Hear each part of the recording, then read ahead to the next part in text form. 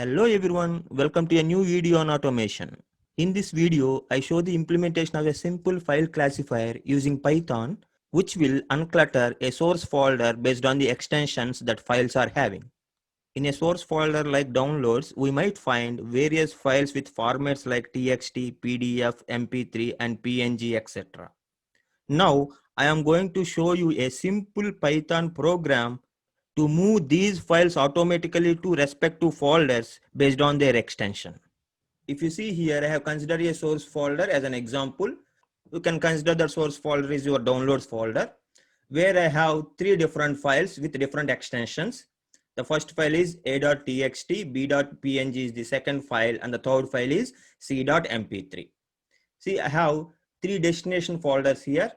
The first folder is text folder, which will hold all these text files. And the second folder is image folder, which will contain all the image files. And the third one is audio folder. All audio files will be stored here. Now we are going to develop a Python program to move all these files from the source folder to the destination folders based on their file extension. If I run that script, then automatically a.text should be moved to text folder and b.png should be moved to image folder and c.mp3 should be moved to audio folder.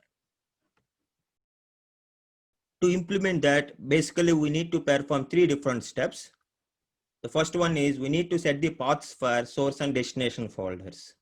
And the second step is we need to get the list of all the files available in the source folder. And then the third step, we need to move each and every file in that list into the respective folder based on the extension. Now we will look at the Python program. Now I am using a string variable src to hold the source path. Here I am using a dictionary with a name dst, where the key of each item is the extension and the value of each item is the corresponding folder path. Here txt is the key of the first item and the value of the first item is the path for the text folder. And then the second item is having the key png and the corresponding path we have as a value for the second item. In the same way, the third item is having mpeg as a key and the value of it is the path for the audio folder. Now the step 1 is completed. Coming to the step 2, we need to get the list of all the files available in the source folder. For that, we are going to change the directory from the current directory to the source folder directory. For that, I am using chdir function in the OS module. We need to import that OS module before using it. As a parameter for that chdir, I am using the source path. And then we need to get the list of all the components in that source path by using listdir function in the OS module. Then I am using a variable files to hold that list. Next, going to the third step, I am repeating a for loop to access each file in that files list. So that's why I'm using for file in files. Then each iteration, the file will have the name of a particular file in that source path. And then I am checking whether that file is having the extension or not. So that's why I'm checking if dot is present in that file name. Then I am going to extract extension of that file into a variable ext. For that, I am using two string related methods. The first one is split and the second one is strip. I am splitting the file name by using the separator dot.